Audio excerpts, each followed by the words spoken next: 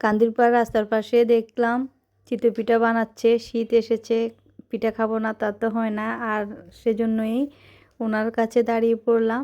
কত করে পিঠে?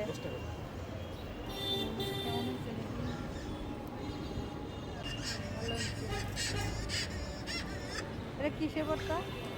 শুটকি, লাল মরিচ, রসুন। এটা কাঁচা মরিচ, টমেটো, রসুন, শস্য। নতুন করে 6টা বানাইছে। 4 চুলায় বানাচ্ছেন, আর এক মুরব্বিও দাঁড়িয়ে আছে, আমিও দাঁড়িয়ে আছি। আর উনি বসেছেন মেন রোডের পাশে, জেলা স্কুল রোড, জেলা প্রাথমিক শিক্ষা অফিসের সামনে উনি বসেছেন।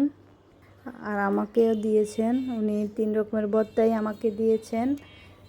আমার কাছে রসুনের ভর্তাটাই খুবই মজা লেগেছে।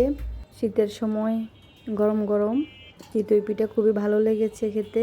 শহরে এখন রাস্তার আশেপাশে শুধুই ভাপা পিঠা আর চিতই পিঠার দোকান দেখা যাবে।